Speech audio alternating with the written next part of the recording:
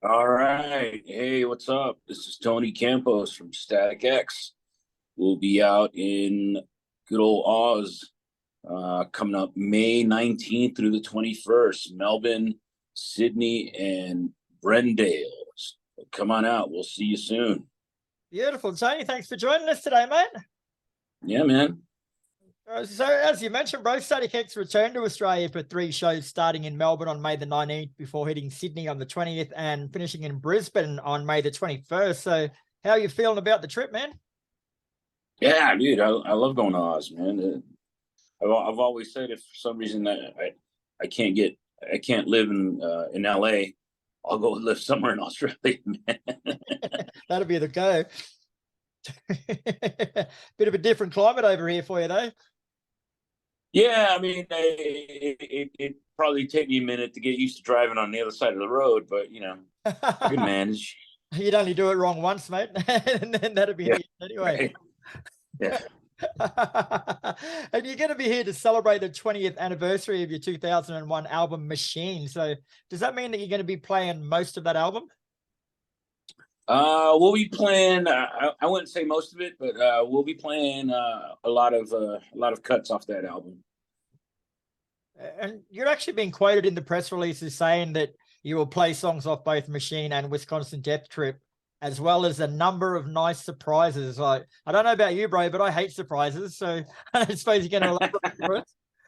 Well, it depends who the surprise is coming from, True. So what do you got? What are your surprises? You going to let them loose? Yeah, well, if you want a clue, check out any of the videos from the last couple of shows we've been doing here in the States. You'll get an idea. Yes, I've already had a sneak peek myself, actually, and I think I agree with you. We'll let people look it up themselves because words Yeah. words don't do it justice, does it? Yeah. You're also celebrating the life and legacy of Wayne Static, as you do with every show, mate. Like, as much as the fans love things like that, mate, like no one seems to sort of ask how you guys in the band feel having to drag, like, admittedly happily memories up night after night on stage, mate. Like, does it get any easier for you?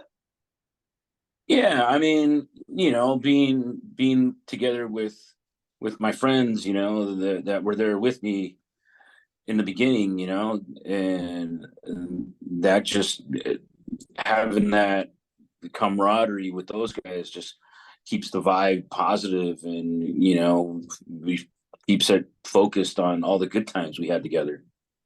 Yeah.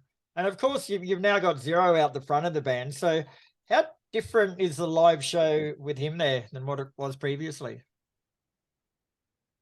Well, the Zero's, a different, kind of dude. He's a friggin' robot. So, uh, but I think he captures Wayne's vibe and spirit very well, and he does it respectfully. And he's not there, trying to replace Wayne. He's just kind of like the symbol for Wayne. It's kind of like Wayne was such a larger than life character that to use Iron Maiden as an analogy, he was both our Bruce Dickinson and our Eddie, you know. Yeah. So I think if, using the character Zero kind of reflects that of the larger than life character that Wayne was, Yeah. and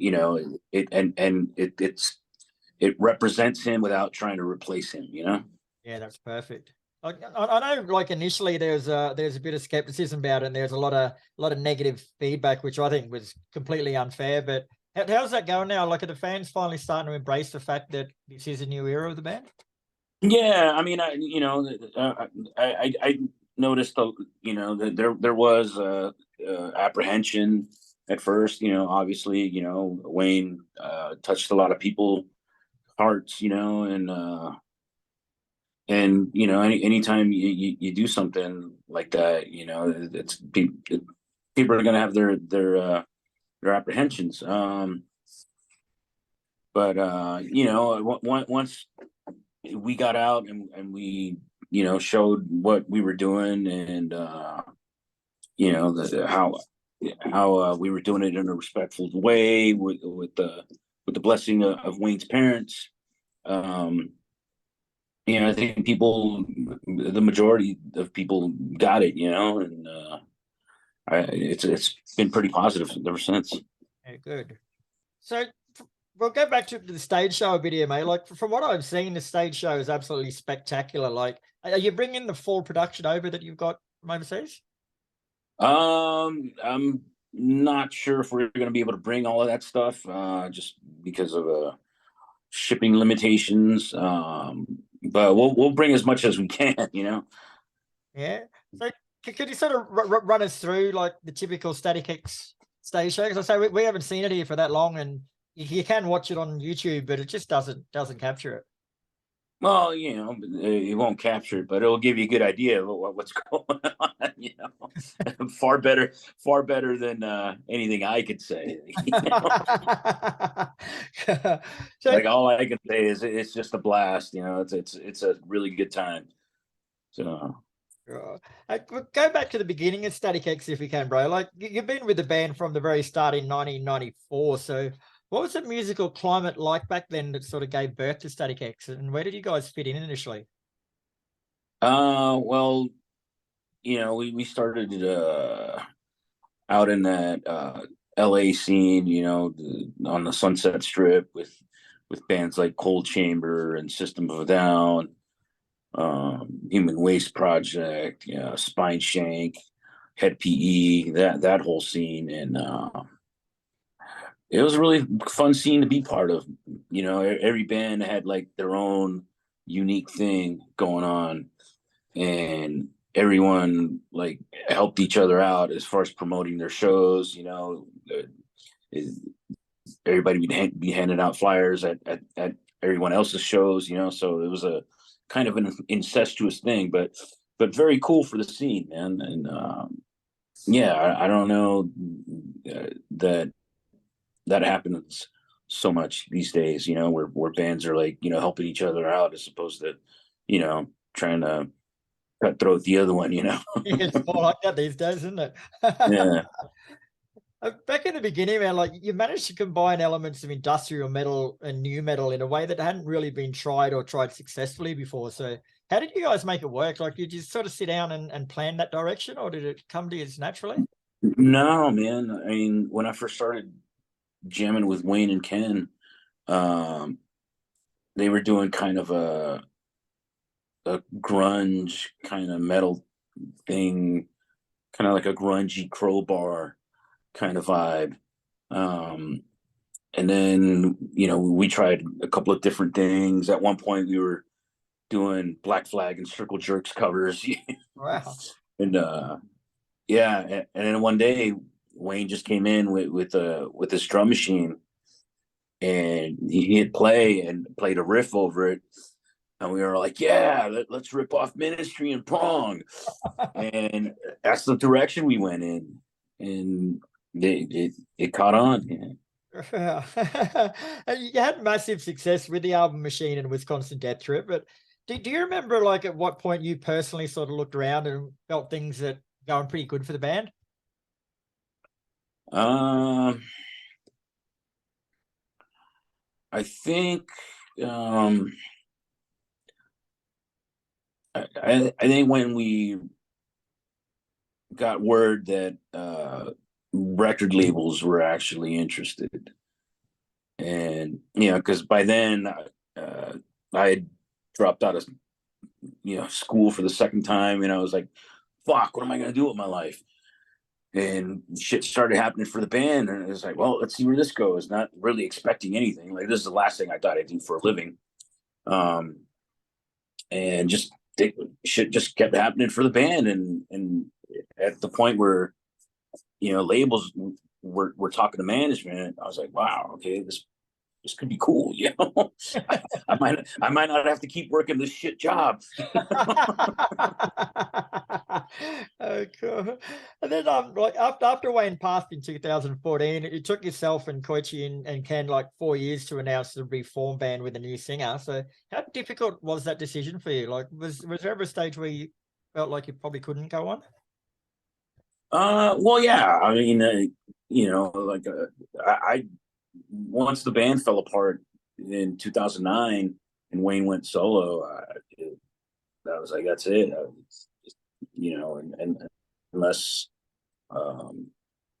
something drastic, Wayne would have somehow changed it drastically changed his lifestyle and gotten clean and sober, which unfortunately I just didn't see happening, and fortunately it didn't happen. That's it. The band's done. So when he passed, it, it wasn't like, all right, cool, now we can do the band again. I had gotten offers to do the band again pretty soon after Wayne had passed, and I was like, no, dude, come on, this is ridiculous, too soon. And it wasn't until I think it was 2016 when I had gotten a hold of some demos that Wayne had left behind, and I sat on them for a while because even then I was still just like, really, really rough, unfinished material, and I don't know, maybe it just still didn't feel right at the time. But after a while, like towards the end of that year, I started digging into that stuff, and that's when I approached Ken and Koichi, and I was like, hey, what do you think about finishing these songs off for Wayne? And that's really what got the ball rolling, and it just kind of snowballed from there. And the 20th anniversary of Death Trip was coming up, and it was just like it seemed like these different things were converging, and like the 20th anniversary was the right time to do it. So then, of course, you released Project Regeneration Volume 1, which was a collection of the unreleased tracks with Wayne's vocals and guest vocalists. So how was that process?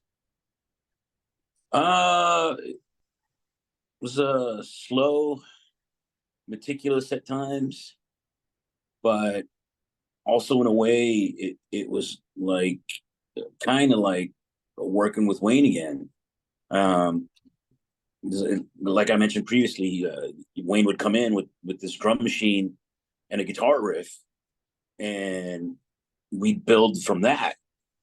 And a lot of these demos, we either had a drum machine or a program or a guitar riff, or on some of the stuff just vocal tracks.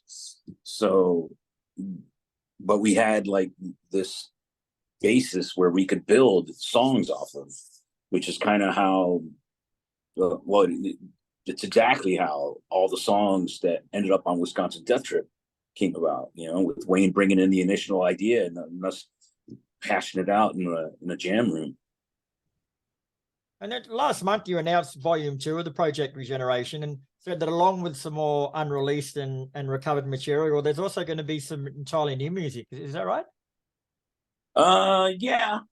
One or two tracks that fill off the album. Yeah, cool. And is that with like originals written with Zero? Yeah. Mm-hmm. Wow. How was that process? That would have been sort of strange. Yeah, it was cool. It was cool. After working so long on the previous material, we were in that vibe, so writing something new that would fit fell together pretty easily. Oh. And are those newer songs with Zero, like, are they similar to the old Static X stuff, or is there a bit of a? Well, yeah. Yeah. Well, yeah. That's the mindset we were in, so. Yeah, very cool. And when's that's out later on this year, did you say? Yeah, November. Very cool. If my mind is working correctly. Yeah, that'll do. I'm pretty sure I read November somewhere too, so we'll roll with that. Yeah. Very cool, mate. All right, Shane. Well, thanks very much for your time today, bro. It's been a pleasure. Static X are here with Soil on May the 19th, starting in Melbourne. And you got any messages for your Aussie fans before you get here, bro?